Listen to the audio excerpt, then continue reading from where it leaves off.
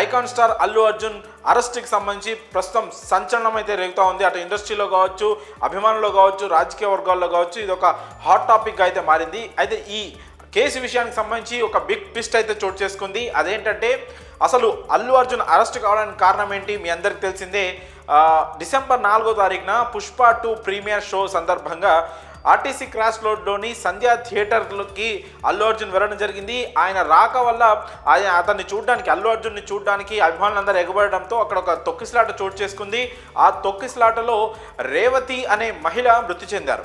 ఆమెతో పాటు ఆమె కుమారుడు కూడా తొక్కిసలాటలో తీవ్రంగా గాయపడి ప్రస్తుతం ఆసుపత్రిలో చికిత్స పొందుతున్నారు. అయితే ఈ రేవతి అనే మహిళ మృతి చెందిన కేసులో, తొక్కిసలాట కేసులో తమకు ముందుగా సమాచారం ఇవ్వకుండా అల్లు అర్జున్ థియేటర్కి చేరుకోవడం వల్లే అక్కడ తొక్కిసలాట చోటు చేసుకుందని పోలీసులు ఆయనపై నమోదైన కేసులో భాగంగానే అల్లు అర్జున్ని ఈరోజు శుక్రవారం ఉదయం ఆయనని అరెస్ట్ చేయడం జరిగింది పోలీసులు, టాస్క్ ఫోర్స్ పోలీసులు. అయితే ఈ కేసులో తాజాగా మృతురాలు తొక్కిసలాటలో మృతి చెందిన రేవతి వాళ్ళ భర్త భాస్కర్ అయితే ఒక పెద్ద ట్విస్ట్ అయితే ఇచ్చారు. ఈ కేసును ఆయన విత్డ్రా చేసుకోబోతున్నట్లు అయితే తాజాగా మీడియాకు వెల్లడించారు.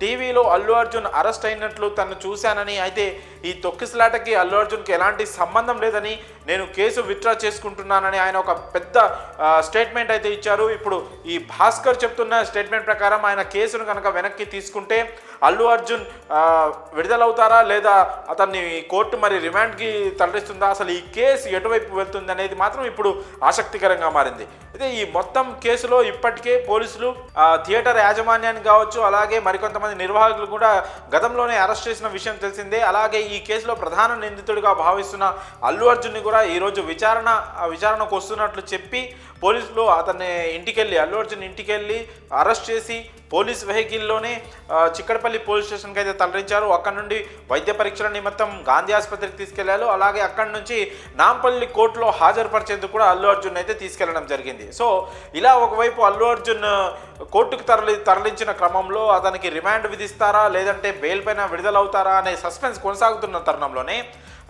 మృతురాలి భర్త భాస్కర్ ఎవరైతే ఉన్నారో ఆయన మాత్రం ఈ కేసుకి అల్లు అర్జున్కి ఎలాంటి సంబంధం లేదు, ఒకవేళ మా కేసు వల్లే ఆయన అరెస్ట్ అయి ఉంటే నేను కేసును విత్డ్రా చేసుకుంటాను అని కూడా భాస్కర్ రావు వెల్లడించడం జరిగింది. ఇప్పుడు భాస్కర్ రావు తీసుకున్న ఈ నిర్ణయం వల్ల ఒకవేళ ఆయన పొజిషన్కి వెళ్ళి కేసుని వాపస్ తీసుకుంటే కనుక మరి అల్లు అర్జున్ బయటకు వచ్చే సూచనలు అయితే కనిపిస్తున్నాయి. మరి ఏమవుతుందో చూడాలి. అయితే మృతురాలు రేవతి మృతి చెందిన తర్వాత ఆ విషయం సోషల్ మీడియాలో కావచ్చు బాగా వైరల్ అయ్యి అల్లు అర్జున్ పైన విమర్శలు వచ్చిన క్రమంలో అల్లు అర్జున్ స్వయంగా ఒక వీడియోను కూడా రిలీజ్ చేసిన విషయం మీ అందరికీ తెలిసిందే.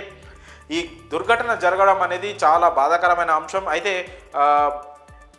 ఆ మృతుల కుటుంబానికి తను సానుభూతి తెలియజేస్తూ, అలాగే మృతురాలి కుటుంబానికి, రేవతి కుటుంబానికి అన్ని విధాలుగా అండగా ఉంటామని, తక్షణ సాయంగా నష్టపరిహారంగా 25 లక్షలు అయితే ఇవ్వడానికి సిద్ధంగా ఉన్నట్లు కూడా అల్లు అర్జున్ అయితే వెల్లడించడం జరిగింది. అయితే ఇప్పుడు మృతురాలి భర్త భాస్కర్ రావు తీసుకున్న నిర్ణయం మాత్రం ఈ హోల్ ఎపిసోడ్లో ఒక పెద్ద ట్విస్ట్గా అయితే మారింది.